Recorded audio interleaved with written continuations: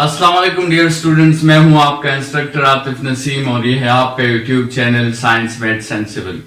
Students, A2 physics का आपके साथ एक chapter motion in a circle, जिसे हम रोटेशनल या एंगुलर मोशन भी कह सकते हैं, उसका आज लेक्चर नंबर 2 है। लेक्चर नंबर 1 में हमने एंगुलर डिस्प्लेसमेंट की बात की थी और हमने कहा था कि एंगुलर डिस्प्लेसमेंट हम थीटा से रिप्रेजेंट करते हैं, it is a central angle. और साथ में हमने लीनियर और एंगुलर डिस्प्लेसमेंट एस और थीटा के दरमियान एक रिलेशन पढ़ा था, which was s is equal to are theta. Students, आज का हमारा टॉपिक है एंगुलर वेलोसिटी। और एंगुलर वेलोसिटी जो है उसको समझने के लिए हमें लीनियर वेलोसिटी समझनी होगी।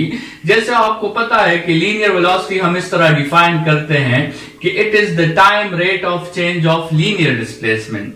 तो एंगुलर वेलोसिटी को हम किस तरह डिफाइन करेंगे कि it is the time rate of change of angular displacement. ठीक है, लीनियर वेलोसिटी आपके साथ d बाई टी है, तो एंगुलर वेलोसिटी आपके साथ थीटा बाई टी हो जाएगा। ठीक है, और इसी तरह लीनियर वेलोसिटीज की आपने जितनी भी कैटेगराइजेशंस की हैं, वही कैटेगराइजेशंस आप जो है एंगुलर वेलोसिटी की भी कर सकते हैं। मतलब लीनियर वेलोसिटी में आपने यूनिफॉर्म लीनियर वेलोसिटी को डिफाइन किया था कि इक्वल लीनियर और equal translational displacements in equal interval of time. इसी तरह आप कांस्टेंट ओमेगा को भी डिफाइन कर सकते हैं कि equal angular displacements in equal intervals of time. इसी तरह अगर आपको याद हो, एवरेज जो लीनियर वेलोसिटी थी या ट्रांसलेशनल वेलोसिटी थी, वो आपने कैसे डिफाइन की थी? Total translational displacement divided by total time. तो वही आप एंगुलर वेलोसिटी के लिए भी कर सकते हो, total angular displacement divided by total time. मतलब डिफिनीशंस आपके साथ वही सेम है, सिर्फ सिंबल्स और वो टर्म्स जो हैं वो चेंज हो रहे हैं आपके साथ। ठीक है, इसी तरह स्टूडेंट्स, अगर आपको याद हो तो हमने कहा था इस लीनियर के डोमेन में कि डिस्प्लेसमेंट और वेलोसिटी की डायरेक्शन हमेशा सेम होती है। मतलब जो डिस्प्लेसमेंट की डायरेक्शन है वही वेलोसिटी की डायरेक्शन भी होगी। यही बात यहां पर भी ट्रू है, जो एंगुलर डिस्प्लेसमेंट की डायरेक्शन है एंगुलर वेलोसिटी की भी वही डायरेक्शन होगी। अगर एंगुलर डिस्प्लेसमेंट एंटी क्लॉकवाइज है तो एंगुलर वेलोसिटी भी क्लॉकवाइज होगी। अगर एंगुलर डिस्प्लेसमेंट क्लॉकवाइज है तो एंगुलर वेलोसिटी भी क्लॉकवाइज होगी। तो इसका मतलब जब भी एंगुलर डिस्प्लेसमेंट हम पॉजिटिव लेंगे तो इसका मतलब एंगुलर वेलोसिटी भी पॉजिटिव होगी। अगर एंगुलर डिस्प्लेसमेंट नेगेटिव होगा तो एंगुलर वेलोसिटी भी फिर नेगेटिव होगी। ये कुछ हमने डिस्कशन कर ली एंगुलर वेलोसिटी पर। स्टूडेंट्स, ये एक फार्मूला हमने कल के लेक्चर में डिराइव किया था, s is equal to are theta. अगर इसी फार्मूला को मैं दोनों साइड्स पर टाइम पर डिवाइड कर दूं तो s divided by t is equal to are theta divided by t। ये s डिवाइडेड बाई t जो है ये आपके साथ लीनियर डिस्प्लेसमेंट बाय टाइम है, और लीनियर डिस्प्लेसमेंट बाय टाइम को आप वेलोसिटी कहते हो, तो आप यहां वेलोसिटी सब्स्टिट्यूट कर दो। और इसी तरह यहां पर थीटा डिवाइडेड बाई t वो आपके साथ एंगुलर वेलोसिटी के इक्वल है, तो उसकी जगह आप ओमेगा लिख दो, तो आपको एक दूसरा रिलेशन मिल जाएगा लीनियर वेलोसिटी और एंगुलर वेलोसिटी के दरमियान, and that relation is equal to v is equal to are omega. एक तो आपके साथ लीनियर और एंगुलर डिस्प्लेसमेंट के दरमियान रिलेशन था s is equal to are theta, उसी तरह का इक्वेशन लीनियर और एंगुलर वेलोसिटी के दरमियान भी है, that is v is equal to are omega. Students, अगर हम ओमेगा की या एंगुलर वेलोसिटीज की यूनिट्स पे बात करें तो वो आपके साथ रेवोल्यूशन पर सेकंड है, डिग्रीज पर सेकंड है, और आपके साथ रेडियंस पर सेकंड है। लेकिन इसका जो SI यूनिट है हमारे साथ, वो हमारे साथ है रेडियंस पर सेकंड। स्टूडेंट्स, आपने मुख्तलिफ किस्म के अप्लायंसेस जिसमें रोटेशंस होती हो, जैसे फैन ले लें आप, वॉशिंग मशीन ले लें, या लेट्स सपोज एक कार ले लें, तो उसकी स्पेसिफिकेशन शीट में आपको एक यूनिट नजर आएगा, that is RPM. Students, RPM जो है ये रिवोल्यूशन या एंगुलर वेलोसिटी का एक कमर्शियल यूनिट है, and it is the representation of revolutions पर मिनट। ठीक है। तो रिवॉल्यूशंस पर मिनट को भी अगर आप देखें, रिवॉल्यूशंस डिस्प्लेसमेंट का यूनिट है और मिनट टाइम का यूनिट है, तो रिवॉल्यूशंस पर मिनट भी आपके साथ एंगुलर वेलोसिटी का यूनिट जो है वो हो सकता है, लेकिन ये इसका एसआई यूनिट नहीं है, एसआई यूनिट इसका रेडियंस पर सेकंड है। स्टूडेंट्स नेक्स्ट टॉपिक की तरफ बढ़ते हैं, that is about angular acceleration. तो अगर आपने एंगुलर एक्सेलरेशन समझना है तो आपको लीनियर एक्सेलरेशन समझना होगा। How we define the linear acceleration, that linear acceleration is defined as the time rate of change of linear velocity. तो एंगुलर एक्सेलरेशन जो कि अल्फा है वो किस तरह हम डिफाइन करेंगे, वो होगा the time rate of change of angular velocity. देखिए अगर आपके साथ v चेंज हो रही है तो हम कहते हैं कि a मौजूद है, इसी तरह अगर ओमेगा चेंज हो रहा होगा तो हम कहेंगे कि अल्फा जो है वो मौजूद है। तो एंगुलर एक्सेलरेशन की डिफिनीशन वही है जो लीनियर एक्सेलरेशन की है, सिर्फ सिंबल्स को हमने रिप्लेस कर दिया है। स्टूडेंट्स आपको पता है कि इस लीनियर या ट्रांसलेशनल एक्सेलरेशन की हमने दो टाइप्स निकाली थी, पॉजिटिव टेंजेंशियल एक्सेलरेशन और नेगेटिव टेंजेंशियल एक्सेलरेशन। स्टूडेंट्स अगर आपको याद हो हमने कहा था कि जब स्पीड इंक्रीज करती है या वेलोसिटी इंक्रीज करती है तो उस वक्त एक्सेलरेशन को आप पॉजिटिव कहते हैं, और जब वेलोसिटी डिक्रीज करती है तो उस वक्त एक्सेलरेशन को आप नेगेटिव कहते हैं, जिसको आप रिटार्डेशन या डिसेलरेशन भी कहते हैं। वही ताल्लुक जो है ओमेगा का अल्फा के साथ है। अगर एंगुलर स्पीड ओमेगा इंक्रीज हो रही है इसका मतलब there is a positive alpha, और अगर एंगुलर स्पीड या ओमेगा डिक्रीज कर रही है इसका मतलब there is a negative alpha. Students आपको ये भी पता है कि एक्सेलरेशन को प्रोड्यूस करना ये किसका काम है, ये फोर्स का काम है, और फोर्स और एक्सेलरेशन की डायरेक्शन हमेशा सेम होती है। वही ताल्लुक यहां पर भी है, अल्फा को प्रोड्यूस करना ये टॉर्क का काम है, और टॉर्क और अल्फा की डायरेक्शन हमेशा सेम होती है। न्यूटन सेकंड लॉ आपको कहता है ट्रांसलेशनल के केस में कि every force produces acceleration in its own direction. यही न्यूटन सेकंड लॉ रोटेशनल के केस में भी है कि every torque produce angular acceleration in its own direction. जिस तरह आप लिखते हैं न्यूटन सेकंड लॉ में F is equal to ma, तो आप यहां पे भी लिख सकते हैं torque is equal to I alpha. Torque जो है ये फोर्स का एनालॉग है, I जिसे हम मोमेंट ऑफ इनर्शिया कहते हैं ये मास का एनालॉग है, और A की जगह आपके साथ अल्फा आ गया।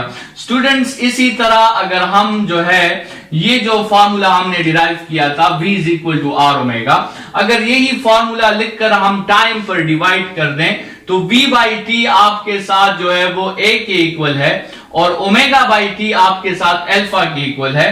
सो you can get another relation which is between linear acceleration and angular acceleration, जो कि आपके साथ है a is equal to R alpha.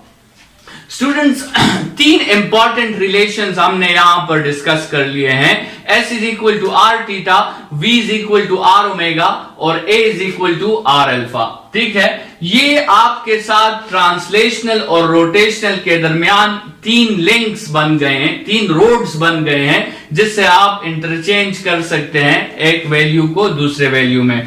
Students अगर हम एंगुलर एक्सेलरेशन के यूनिट्स की बात करें तो आपके साथ इसका एक यूनिट जो है इट वुड बी रिवॉल्यूशन पर सेकेंड स्क्वायर, या आपके साथ रेडियन पर सेकेंड स्क्वायर, या आपके साथ डिग्री पर सेकेंड स्क्वायर। लेकिन आपके साथ जो इसका SI यूनिट होगा वो आपके साथ होगा रेडियंस पर सेकेंड स्क्वायर। ठीक है, जिस तरह आपके साथ जो है लीनियर एक्सेलरेशन का यूनिट मीटर्स पर सेकेंड स्क्वायर है, तो उसी तरह एंगुलर एक्सेलरेशन का यूनिट रेडियंस पर सेकेंड स्क्वायर होगा। ये स्टूडेंट्स हमने कुछ तीन जो है वो एंगुलर मोशन की बेसिक टर्मिनोलॉजीज पढ़ ली हैं, एंगुलर डिस्प्लेसमेंट, एंगुलर वेलोसिटी और एंगुलर एक्सेलरेशन, या रोटेशनल डिस्प्लेसमेंट, रोटेशनल वेलोसिटी और रोटेशनल एक्सेलरेशन। इसके बाद स्टूडेंट्स हमारा टॉपिक है uniform circular motion.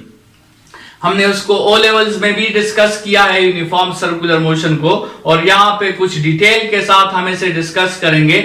Students, uniform circular motion क्या है? यूनिफॉर्म सर्कुलर मोशन एक ऐसा मोशन है जो जब कोई बॉडी एक सर्कुलर पाथ पर मोशन करे लेकिन उसकी स्पीड जो है वो कांस्टेंट हो, इस किस्म के मोशन को हम यूनिफॉर्म सर्कुलर मोशन कहते हैं। आप जरा देखें, यहाँ पे मैंने कुछ डिटेल बताई है आपको यूनिफॉर्म मोशन के बारे में।